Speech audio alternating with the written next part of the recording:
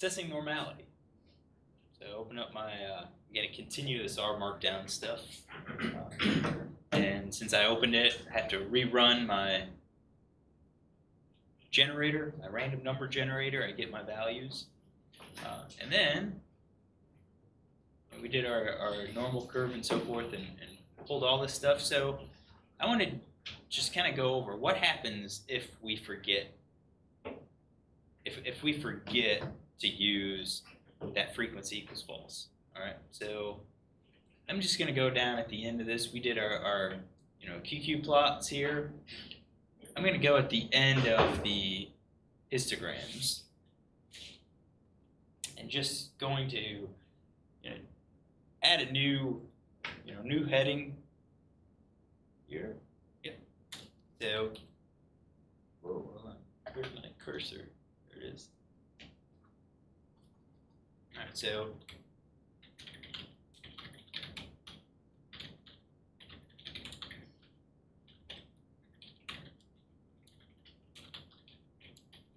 a common mistake is not saying frequency equals false.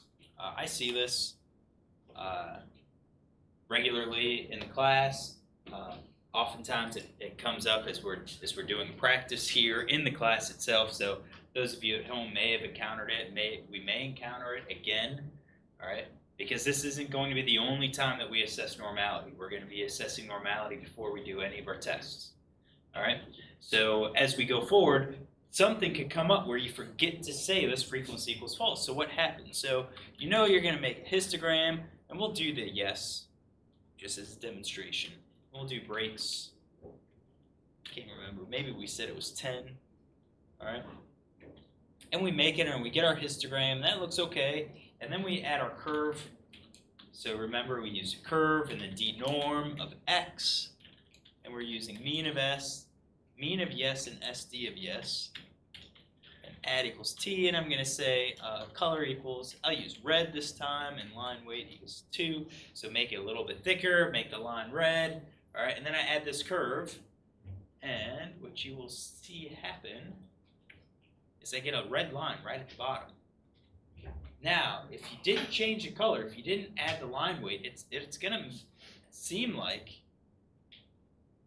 nothing happens. So I'm going to cut that and just kind of demonstrate it. So I'm going to run this chunk again, and you can see it looks like nothing happened. And something did happen. It actually added the line right at the bottom here, but you can't see it because that thin black line blended in with the base of all of those bars. If I add the color, you can see what actually happens is that it plotted it and then it overlaid the curve, but the curve is really, really low. All right? And the reason this happens is that our frequency, or our y-axis, is the frequency. These are the raw counts in our data. So if we look at this bin, we're about 30 items fall in that bin. Maybe 31 or 32 fall in this bin. All right, so these different bins, they're actually raw counts. For those of you at home, this is like 30. This might be 32 items. All right, so our y-axis is representing raw counts, how many data points are in each of these bins. But our figure, the curve, the d norm, is actually representing a density or a proportion. So to fix that, what we have to do is to say, well, we don't want to plot our frequency. We don't want to plot the actual numbers. We actually want to plot the proportions. And to do that, we have to have the frequency equals false. All right?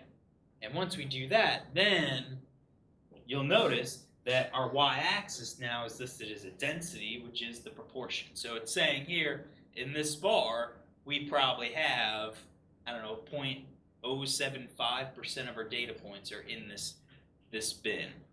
About 8% of our data points are in this bin, and so forth. All right? So we want to put that here just to kind of clarify it. So if you run into this and you go back to this presentation on assessing normality, you can clearly, hopefully, find that, oh, okay, I see why. So we must use frequency equals f to make sure the y-axis is on the same scale as d norm. And that's really what's going on.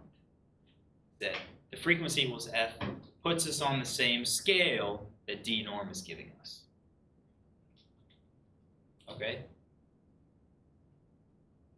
Could we fix it some other way? Yeah, we could. We have a frequency, we could just multiply by our total sample size, and that should put us back into our frequency scale. But it's easier just to do this. All right? Questions?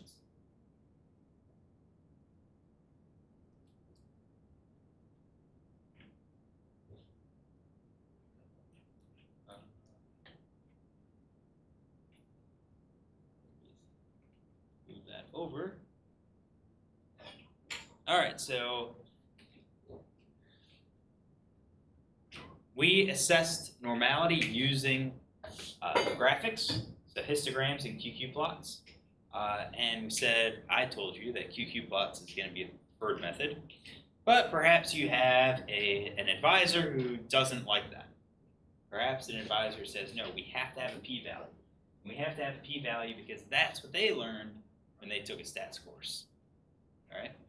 And they learned on, I don't know, SAS or Systat or something like that. Or they're over in psychology and they say, yes, you need a p-value and you have to use this program. Well, there is a way to test normality, and that is using Shapiro-Wilkes Normality Test. All right, so what does this test do? Well, it assesses normality. It doesn't tell us why it's not normal, though. So we could be skewed, and that could fail a test.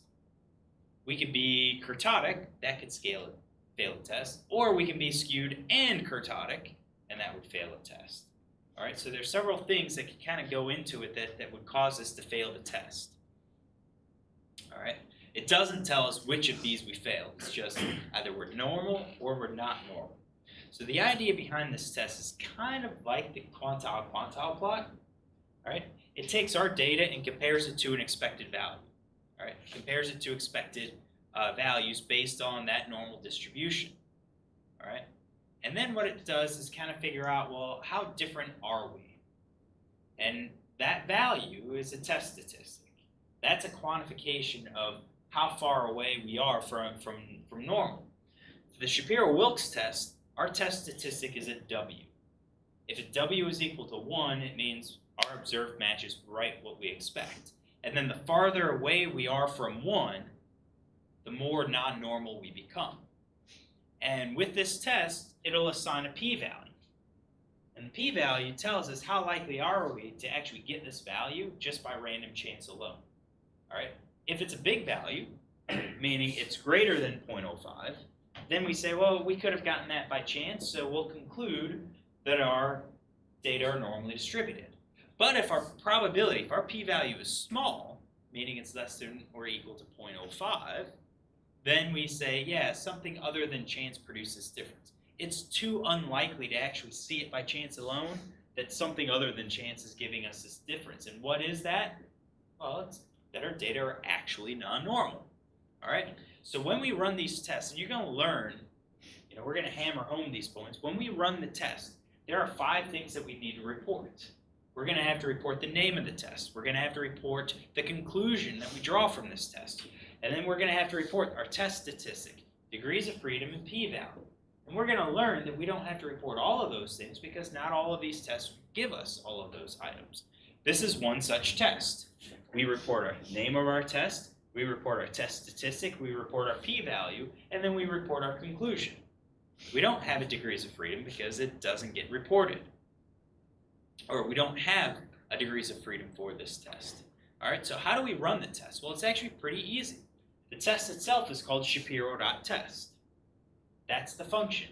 And it's built into R. It's a base package. All right, so here's our test results for the yes and the different no's. Go ahead and run it for yes. Go ahead and run it for no 1 and no 2 so that we can look at the output. And what I would suggest doing is having each of these in its own chunk so that you can write some of the interpretation below that chunk itself. All right?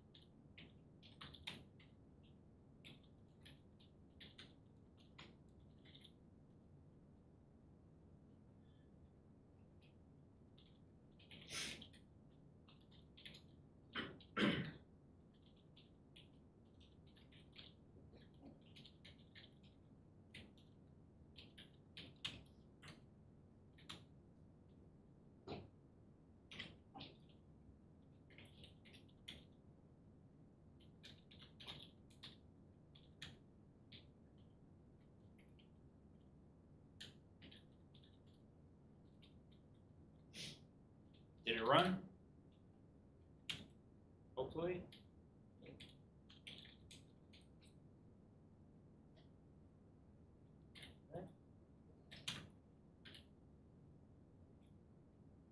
All right, so I have this output. It's going to be the same output that we get here. So in my chunks, get Shapiro.test, and when we run it, we get our output. All right, so the nice thing about this R output, this is the first time we're seeing output of a statistical test. For any of these built-in functions in R, it's going to give us the test that was performed. So this is the Shapiro-Wilk Normality test. It's going to usually give us the data that we're running. All right, so we ran it on the yes vector. All right, and then it gives us these two values. So W is our test statistic. Right, we have to report that. And then we have a p-value. Right, and right now, all that we're focused on is that p-value. Is it greater than 0.05 or is it equal or less than 0.05? So what do you see from this? Is it greater or less than 0.05? Greater. All right, so that's going to be our cutoff. It's greater than 0.05, so what's our conclusion? Is it normal? It's normal, so we expected it. All right, so in this one, I can write down that the p-value is greater than 0.05. Therefore, the yes vector is normally distributed. All right? Yes vector. The yes vector is normally distributed. All right? So we look at that. Now, if we were reporting it as a write-up, all right, I would say something like the data are normally distributed, and then I would do Shapiro-Wilk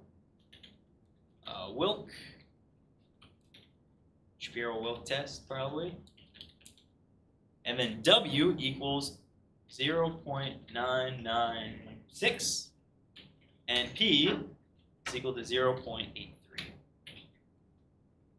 Now we'll talk about rounding of these test statistics and these p-values later. All right, we'll talk about them because it becomes important. For now, I've reported the test. I've reported the test statistic, that W value. I reported the p-value, and I reported the conclusion. Data are normally distributed. All right, so 4 out of our 5 things. So that's the yes. What about the no's? So no 1 gives us this output.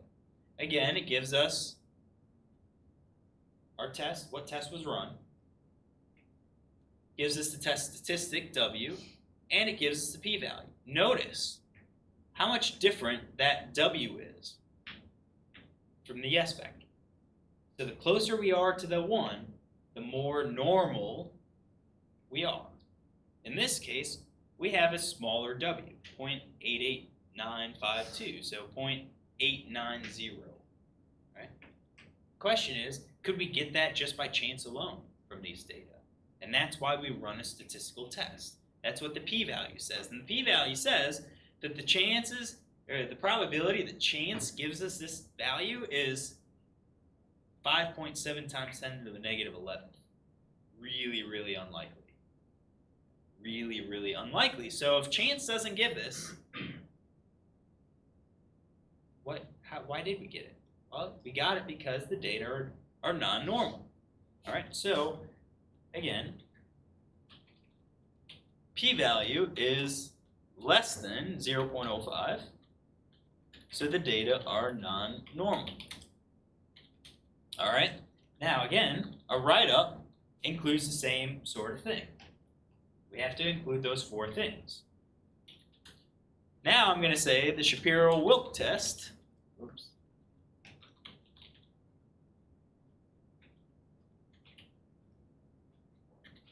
Suggests that our data are not normally distributed. All right, so now I gave my test name actually in the text of the write-up.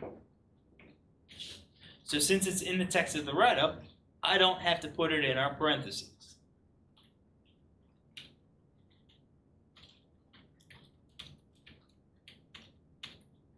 All right, and as you'll learn with our rounding, anytime we have a value less than 0.0001, we just give our p-value as less than 0.0001. All right, but our write-up, test name, there's our Shapiro-Wilk test, our conclusion, it's non-normal, our test statistic, and our p-value.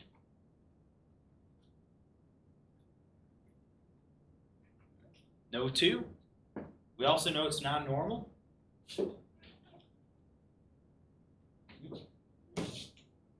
Didn't know 1. Copied and pasted it. Fix that. All right, so you can see we are much closer to 1.994. Yet, Shapiro-Wilkes still suggests that we are non-normal. How do I know that? P-value. Our p-value is less than 0.05. Our assumption on all these tests is that there's no difference, or in this case, that our data are normally distributed. This p-value is below 0.05. It's too unlikely that we would get this test statistic if our data are actually normal. So we conclude then that they must be not normal. So again, we look at our p-value. That's our key.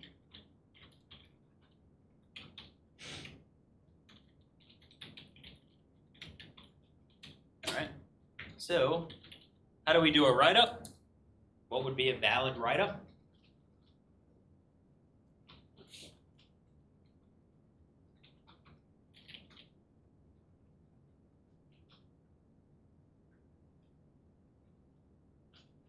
What do we say?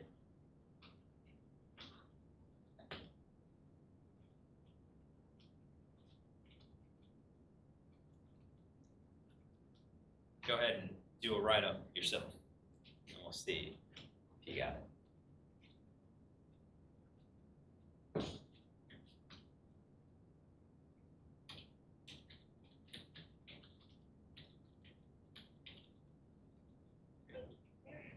Write one on your own. All right, remember, test name, conclusion, test statistic, p-value. All right, we good? Shapiro-Wilk, pretty easy. All right, so yeah, smaller values of W indicate departures from normality. I do have this note that this is probably the only case where a test statistic is going to go to more than 2 digits, 2 decimal places. And that's because you can have, as you saw with ours, we had 0.994. All right, that could round to, if you rounded it, it could be 0.995. Or if it was 0.995, you would round that up to 1. All right, so this is one of these times where I would go to 3 decimal places for the W. And possibly even 4 if I needed it. But normally it's just going to be 3. All right, so why don't I like the Shapiro-Wilkes test? It's not just me. I'm going to say it's just not me. This is the reality of it. That Shapiro-Wilkes is susceptible to sample sizes. All right, it's very susceptible to sample sizes. So if you have a sample size less than 30, it does a very poor job at detecting non-normality. It might never detect it, even though you are clearly non-normal. All right. If we're between 30 and 100, there's a good chance that we won't detect it at all. All right. How good? What's our chances? Put it this way. I did a random draw of a non-normal distribution, and the Shapiro-Wilkes test only detected it about 70% of the time, even though the underlying data are non-normal. On every single one of them, the QQ plot reveals the non-normality, but the Shapiro-Wilkes didn't detect it. Didn't detect it in almost 30% of them. All right? So we have this issue of sample size. Sometimes we have a large enough sample size where you can use it and it's going to be reliable, but a lot of times in biology, we're interested in normality within specific groups. So if you have sex of a fish, lake, and you have time of year, we're talking about normality within the males of Lake A in the month of June. You may only have 30 fish in that month, all right? But our assumption is that month is normal in that group. So it becomes very, it's sketchy, it's unreliable with our small sample sizes. Not only that, but once we start getting to very large sample sizes, say 300 or more, then it's going to start to detect slight deviations of normality. Slight deviations where we would have looked at a QQ plot and said, yeah, we can ignore that because we're at the extremes. All right? And that's kind of what we're interested in. If we can ignore the violation because it's very slight and the tests that we run are robust to those violations, we need to do that. But if Shapiro-Wilkes really detects these slight deviations, then you're going to have to address it. All right? So Shapiro-Wilkes is susceptible to sample sizes. And that means that my recommendation is to just forego it. Don't use it. Use our QQ plots. QQ plots are going to be good for across all sample sizes, right? Even smaller sample sizes. And then if someone says you actually do need a p-value, supplement it with Shapiro-Wilk. All right? So use a QQ plot, and then supplement it with Shapiro-Wilk. QQ plots are generally accepted across the scientific community. So as more and more people are being exposed to these QQ plots, they're being accepted. They used to be standard in SPSS when you would run. I believe if you ran ANOVA, all right, there was an option to assess normality. It would report Shapiro-Wilkes, and I believe there was an option to generate these QQ plots. So I think people that use SPSS had been exposed to it, but at least when I was going through school, it was Shapiro-Wilkes, use Shapiro-Wilkes. And then R comes out, and it's like, oh yeah, we've got QQ plots. These are much better. All right, so review for the R code. So that you have it, histogram and overlay and those curves. It is a two-part code. All right, so you have to do the histogram first. Make sure you have frequency equals f, and then we run our curve. Right, leave the x as is. What you do is replace the dat with the vector. Here's my cursor. There it is. So replace the dat with your actual vector. And then I added line weight 2, color equals blue. Change the color, change the weight if you want it. All right, QQ plots. We're going to use the QQ plot function in the car package. That is a capital P. All right, and in order to access it, you have to load the car package first. And then once you load it, it's accessible. Shapiro-Wilk normality test, if you have to run it, is Shapiro.test of our vector. All right, so normality practice, normality.csv. All right, these sample sizes range from 10 to 5,000. All right, there are NAs in our data set. All right, I do have NAs because of our various sample sizes. If one column only has 100 data points and another column has 5,000, all the rest of those rows are NAs. What does that mean? Well, it means that when you do the mean of that vector, it's going to return an NA. Same thing with the SD. So you're gonna have to pay attention to that. All right. So what I want you to do is to look at each variable and determine if it is normally distributed. All right. What I asked you to do is kind of repetitive, but I want you to do the histogram with the normal curve overlay. All right. Make a quantile plot, and then also do Shapiro-Wilkes. So just kind of do it on all of our vectors, so you can see what each of them gives us. In some cases, it may appear to be normally distributed by the QQ plot, but Shapiro-Wilkes says it's not normally distributed. All right. So what I want you to do is go ahead and do this. I asked that you read the data in as normality.data. That way it'll match what I have here. All right. So one thing we have to pay attention to is the sample sizes.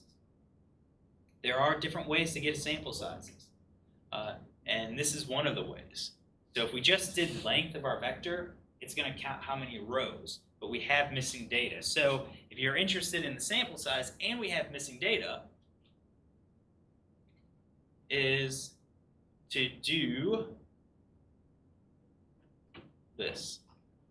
So I kind of stepped it through, and we kind of went through some practice here, but length of our vector, and then where exclamation point is .na of our vector. So basically, take out all of the NAs and then count up the rows.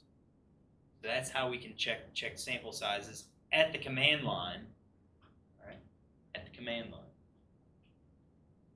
And that can become important because remember, that's our Shapiro-Wilkes test is susceptible to differences in sample size. So I believe I have this up just as all of the code to kind of give sample sizes of each of our data points. All right, let's go ahead and do that. Give you a few minutes.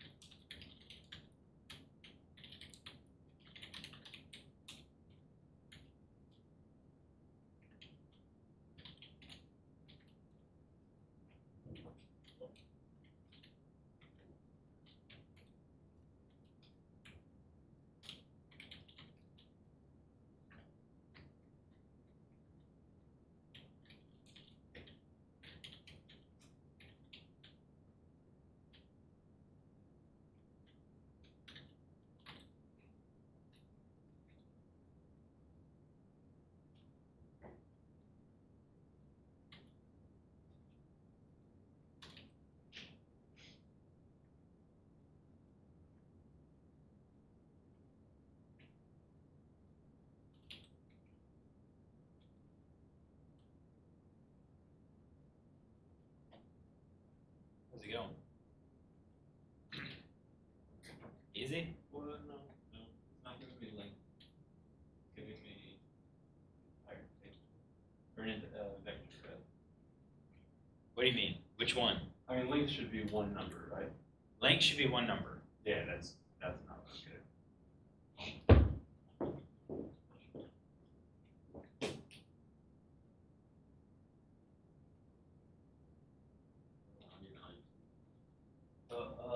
Yeah, because no, you had a parentheses after that Q1. Our parentheses. Oh. Yeah, take that parenthesis out, because then we have bracket, and then the parenthesis will be at the end.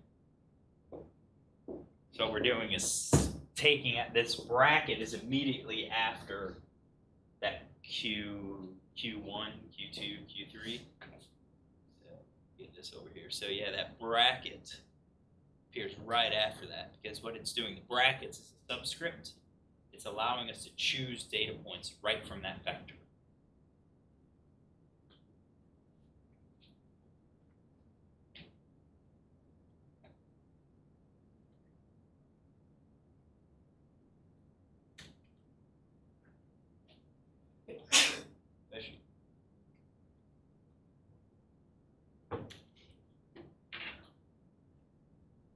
Yep.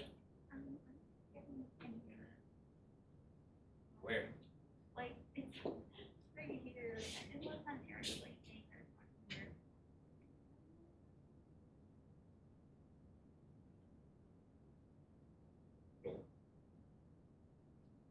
Header equals T. Header equals T. So when you read it in, it didn't see that. So now I rerun that chunk.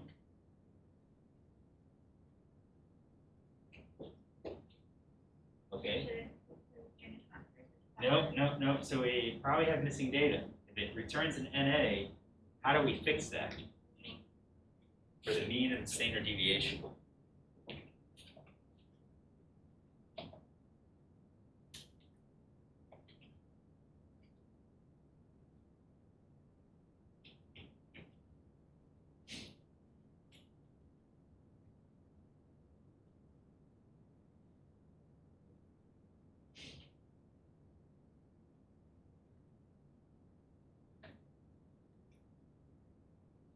Get it?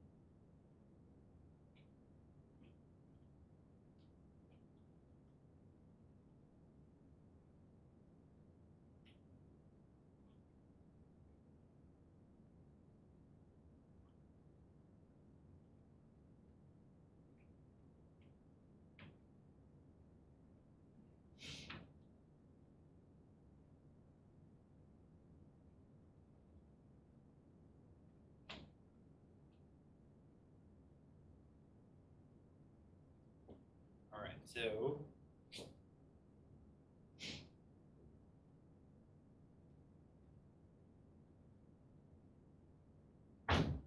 This is 1.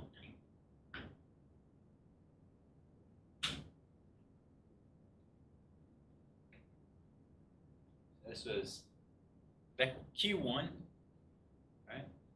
I'm going to show you my R markdown real quick too. So yeah, I did the histogram and overlay, right? I got it running, right?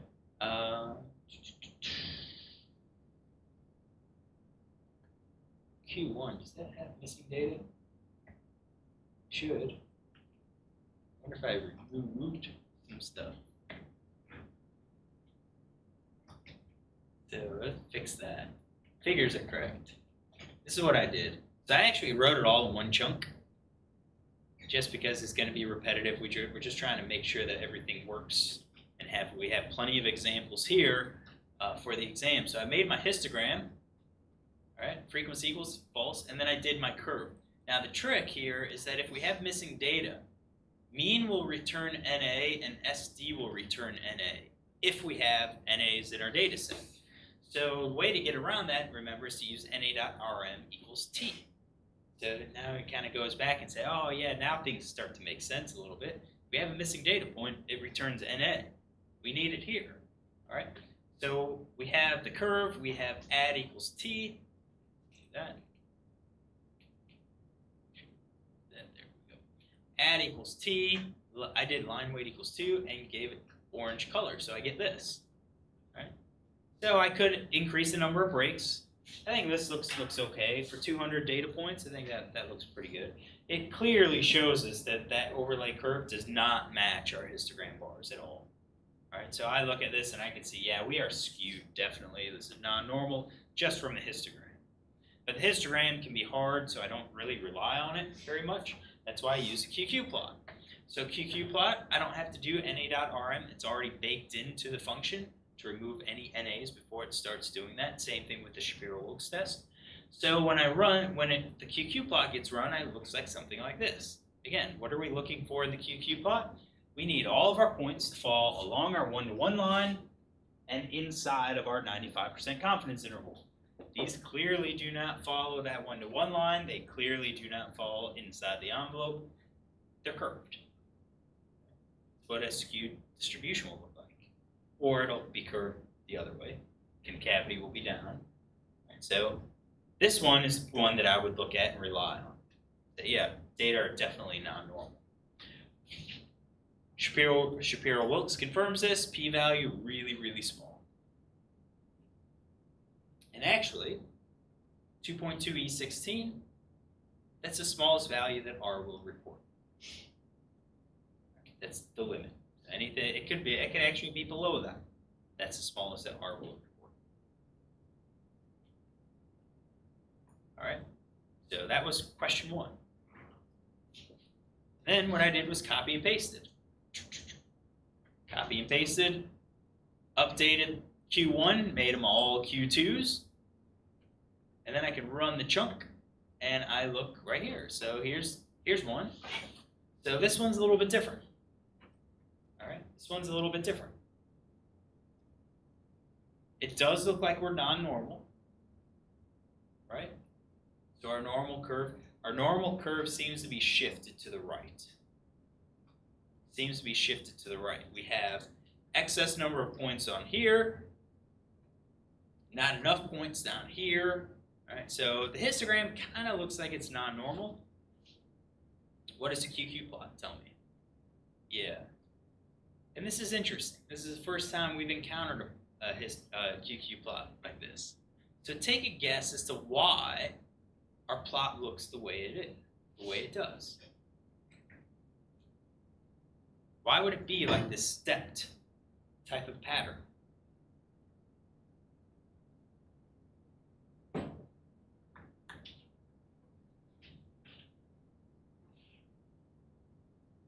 All of our other QQ plots right now have been just points along a line or curve. This one's stepped. Why is that? What's that? NA is, good guess. NAs have already been removed. They're not going to appear on here. What other guess? What's that? You only have like certain numbers that are discrete, so that they want to be continuous. All right, so yeah, this could be discrete data, or it could be continuous data that was rounded, and now we have replicates. So this is really indicative of replicate values. All right, and how we get the replicate values just kind of comes down to the underlying data. All right, is it discrete data? Did we round it? And did the rounding produce replicate values? So it does look like this, and that can be problematic. It can be problematic because we're not gonna. Some of our points are going to fall outside of the line. All right, but in this case, where I can see curvature here. All right, I can see evidence of that curvature. If it was normally distributed, it's just going to be a staircase, and it's going to be straight. It's not going to have any curvature, change in pitch. But this one definitely is. And you can see, based on the number of points that are like around our line, we increase the number of points that are outside of that envelope all the way down here. And then, we get more into it. So in this case, this QQ plot looks strange, but I think there's evidence of curvature, and I would probably conclude that it's probably non-normal. If we look at the Shapiro-Wilkes test, yeah, it definitely looks to be non-normal at this point. So just here's the Q2. You can see the values. These are just whole numbers. It's all they are. Question 3. Again, copy pasted. All right, so histogram with overcurve. Yeah, this one looks a lot better. All right, looks a lot better. Our curve seems to match up with the bars, but again, yeah, are we slightly non-normal? I mean, when we did that t-distribution, right, the no2 vector, our overlay curve seemed to match up fairly well. And we had I would say we kind of had to make a stretch to say, yeah, this is not normal. But the QQ plot for that t-distribution revealed non-normality. This, not so much. When we look at the QQ plot, all of our points are falling along the line. They all seem to be captured in that confidence interval, that 95% confidence interval. You can say, yeah, maybe these are points falling outside the line, but remember, it's the middle of that point. That's what matters, and right now, that middle of the point, I would say, is inside that envelope. So even though parts of the circle are out, we can change it. We can change the size. We can make them smaller so that they do fall inside of that, because it's the middle point that matters. And then the Shapiro-Wilkes test, you get a p-value of 0.4593. So non-normal. So this is clearly a normal distribution. And what we'll do is we'll end today on number 4, or Q4. All right, so here's the distribution. Histogram looks like it matches the curve. Might have some points, maybe. Again, kind of looks like it, but it's a judgment at this point. We look at the QQ plot. Just want to make sure we're in Q. All the points seem to fall on our line. Right? Definitely have a tight envelope here. Again, you can see the edges of those points outside of the envelope, but it's the middle of the point that matters. So based on this QQ plot, I'd say this vector is normally distributed. And then the Shapiro-Wilk also supports it, 0.288. All right. So we have Q5, Q6, Q7, Q8. Do those at home. We start with that on Friday. All right. We start with that on Friday. Our exam is on Monday. What we're going to do with the exam is only go through this assessing normality. All right. So anything that we've covered since the first exam up to this point. On Monday, or on Friday, we'll start our hypothesis testing and stuff. Start with a bunch of definitions. We'll continue that in class at our 11 o'clock time slot on Monday, but we won't have lab on Monday. All right, and that material will not be on the exam, only up to this assessing normality. So give us some practice. We'll talk about the rest of these on Friday. All right? Any questions? All right, we're done.